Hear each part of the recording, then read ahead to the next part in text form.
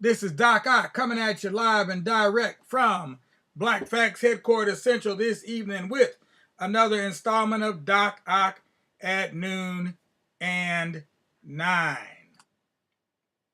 And tonight we are bringing you some more of the best, not like the rest. Swift, fast, in a hurry, as well as accurate. So, before we get started, we need you to do something too. Number one, if you're watching on Facebook, give us a like. If you're watching on YouTube, give us a thumbs up. And then go ahead and spread the word far and wide, north, east, south, and west, all over the planet, if you will, about Black Facts and our YouTube channel, the Tubular Black Facts channel. So we're going to be sticking with you here. We're going to move on right on into next year, one day at a time, one presentation at a time.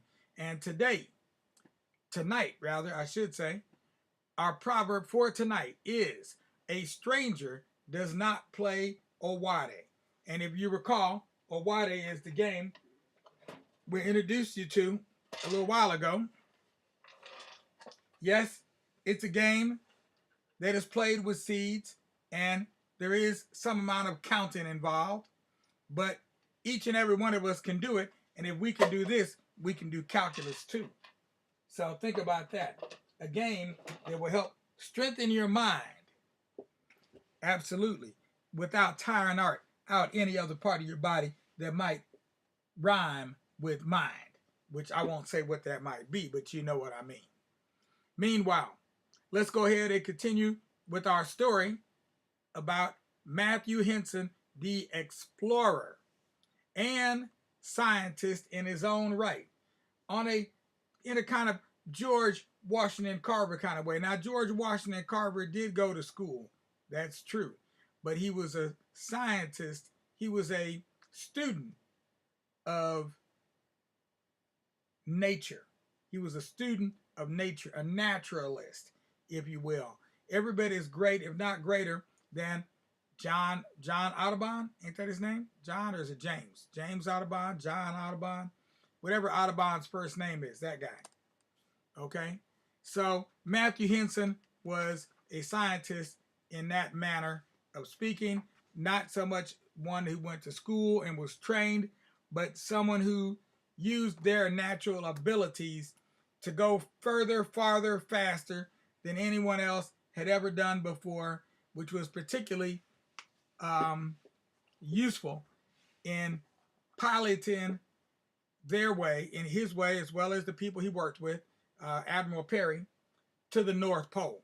Because if you didn't pay attention to the time, that ice could melt, and that could cause problems. As we already saw one where he fell down into a crevasse. So tonight we're going to pick up the story where we left off and carry on. Let's see where we're at right about now. See if we can carry on from here. All right. And we're going to transition over here. Now, tonight, we're doing something a little bit different. I got this on manual control. Manual control. That's right. Had to go in and put my hotkey codes in there. And now that I got my hotkeys going, I am ready for the show.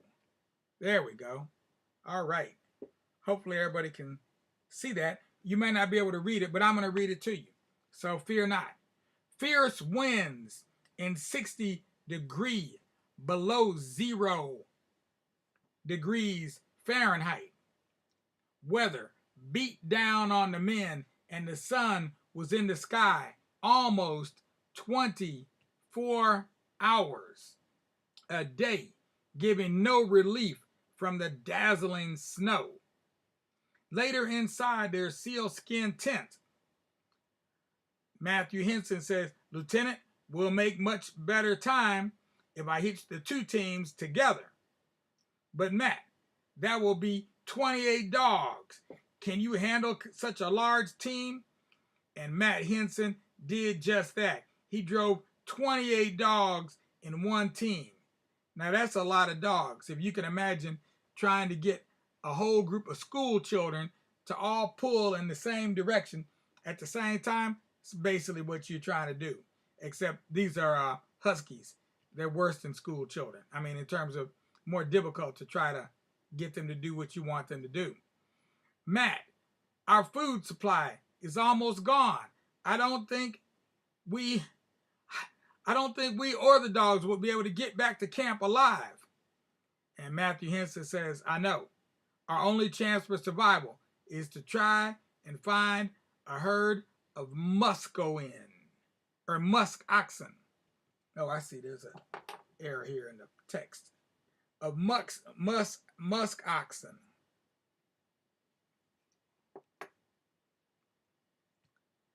After searching several hours for signs of a herd, Matt suddenly whispered, we found them.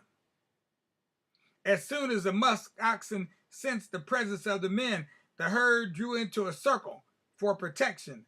However, that did not protect them from those bullets from those rifles that they had. Very soon, the two men had brought down all the musk oxen except for one cow, still trying to protect the calves. Perry fired his last shot at the animal but missed, hitting one of the calves. Infuriated, the animal charged after Perry. With the musk oxen gaining on Perry, Henson took aim, and he thinks to himself, this is my last shot. Better make it good. Henson's bullet hit its mark, and the animal crashed to the ground within 10 feet of Admiral Perry. Matt, you saved my life. My man, Matt. Perry was happy because he'd have been very unhappy if that musk oxen had run him over. The Perry party returned to New York with enormous meteorites and other valuable scientific specimens. Perry was determined to raise more funds and return to conquer the pole. Who is that coming on board? He looks so excited. He's the curator from the American Museum of Natural History in New York. He's come to see the animal skins on board. He examined the skins in the hold of the ship. Excellent specimens, perfect preservation, superb skinning. I'm glad you like them. I skinned them myself, says Matthew Henson. You did this? Have you ever done any taxidermy? No, but if I can skin an animal, I guess I can stuff one.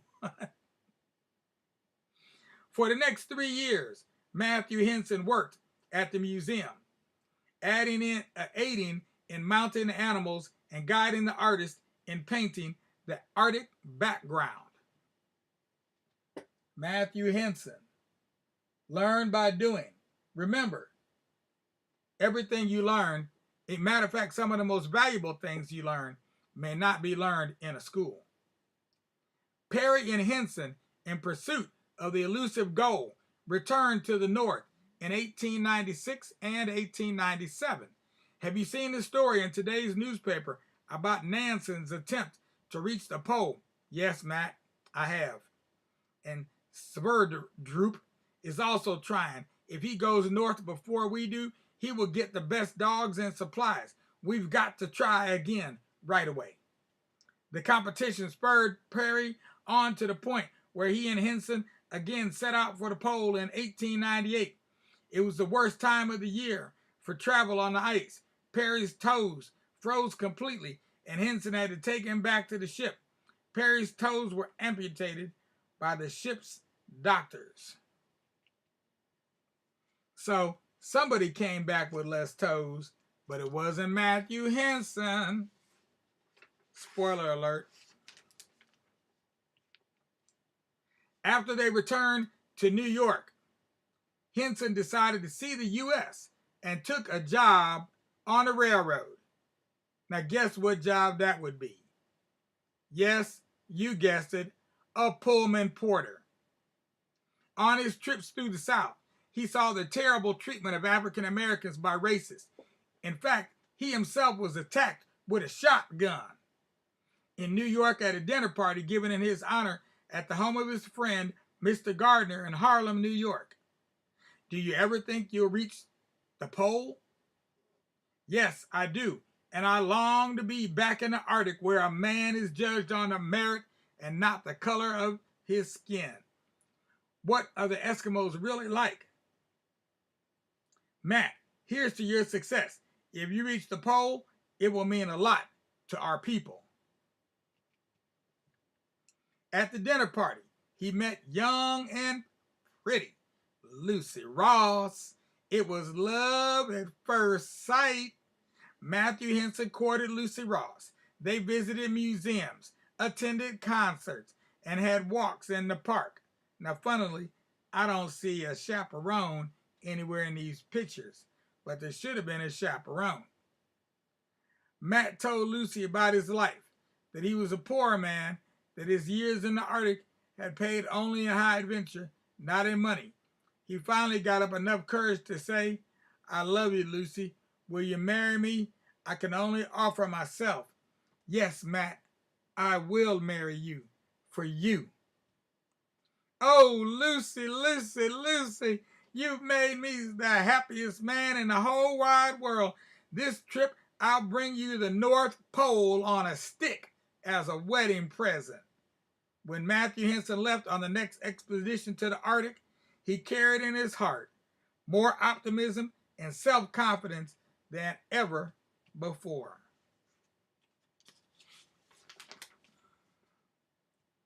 Leaving the good ship Roosevelt, Henson and hello? Oh, okay, it's working. Henson and the group received a warm welcome from the Eskimos. Mia Pulak, or Paluk, Kabluna, come back. Kabluna is the Eskimo name for the white men. Henson traded with the Eskimos knives and ammunition for dogs and fur and clothing, and most important of all, recruiting Eskimos to travel with the group. Perry explained his plan to the group. You men are a team, each a part of a support system, traveling part of the way to our goal. The final dash to the pole can only be made by two men. Henson is to go all the way. I cannot get along without him. My man, Matthew Henson, the indispensable journeyer, traveler. On the trail, the ice had shifted beneath them several times, and they awoke to find that their ice pack had drifted away during the night. Later, they came to a big break in the ice as big as a river. This is terrible. It's at least a half mile to the other side. All they could do was pitch tents and wait for the water to freeze over. After several days, yes, this ice is strong enough to hold the sleds and the dogs. Swiftly, they crossed to the other side.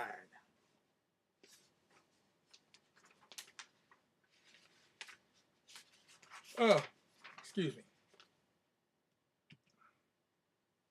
Uh-oh. Wait a minute. What happened?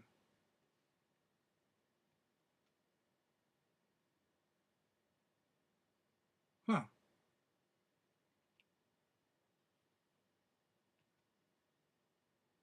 Huh. Where'd the rest of my pictures go? Looks like the rest of my pictures disappeared. Well, that's odd. Huh. Can't imagine how that happened. Let me see something here. Oh, you know what? I'll just go. Oh, no, I can go. Let's see if I find them here.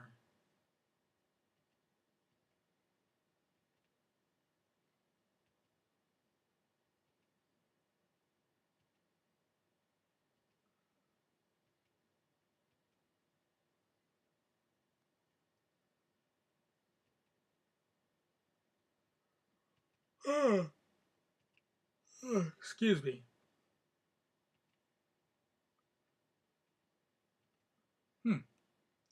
Nope. They just disappeared, huh? Odd.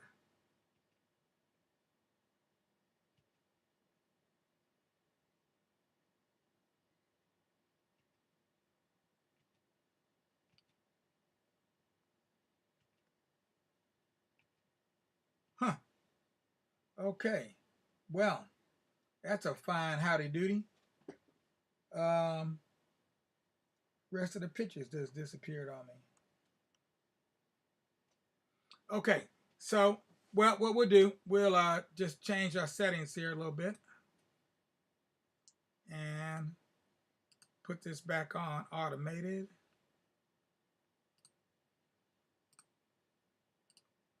and let her rip. There we go. They had traveled a little over 300 miles from the ship. Bob Bartlett was the last of the supporting party to leave Perry and Henson. Perry is really tired. We've done all we can.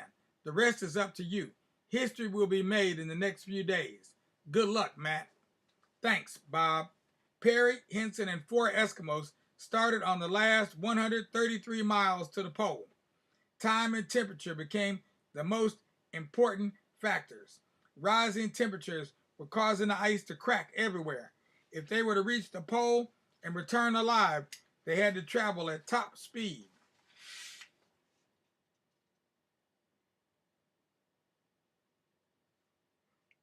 Well, you know what?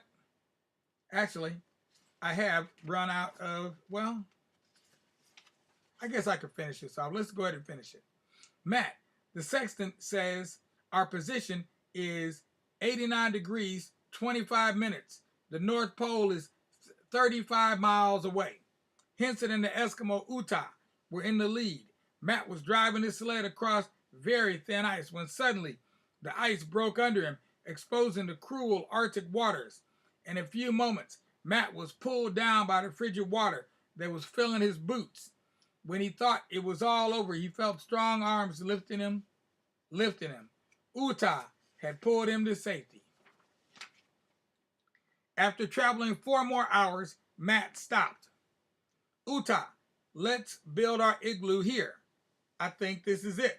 Perry arrived 45 minutes later. Perry verified Matt's words with instruments. Yes, it was April 6, 1909. Man's centuries-old quest of the North Pole was over. Matthew Henson was the first man to reach the North Pole, planting the American flag as Perry saluted. In the following years, Henson's contribution to the success of the polar expedition was largely ignored due to racial prejudice. In 1954, on the 45th anniversary of the discovery of the pole, Matthew Henson and his wife were honored at the White House by President Eisenhower. Mr. Henson died the next year, March 9, 1955. In 1963, a plaque in Henson's memory was unveiled at the State House in Annapolis, Maryland. At Dillard University, there's a hall in his honor, and at the Explorers Club in New York stands a bronze bust of a brave, loyal, and dedicated man, Matthew Alexander Henson. So we were able to finish it off just barely. Don't know what happened to those last few pages. I have to go back and check up some kind of way on them. I don't know where they could have gone to though. But in the meanwhile, that's all for this evening. We are going to say tuta nana, a good night to all, and to all a good night. But first, I need to talk to our little children out there and let everybody know what time it is and what you need to do. Don't make me turn this into a quiz.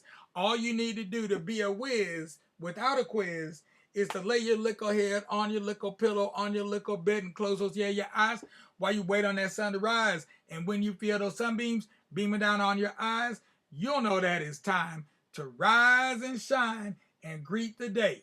Because a new day is dawning. You should be too. And in the meanwhile, all you adults out there, go ahead and keep subscribing to our Tubular Black Facts channel, because that's where we go to handle all our business. And of course, tune in again tomorrow at noon, and we will have our second playlist up for this weekend. Second playlist again is called, today's list was called Black Genius, and tomorrow's list will be called Mind Over Matter. Mind Over Matter. So check it out, because you know you matter, but we're talking about what other kind of matters there are in the world as well, because there's more than just you out there. All right, and we'll say a good night to Brother Imhotep and Brother Jeff, and if there's anybody else out there, good night to you too. Peace out without a doubt. We're going right on in to our transition, and here we go. Boom, shaka laka. Boom.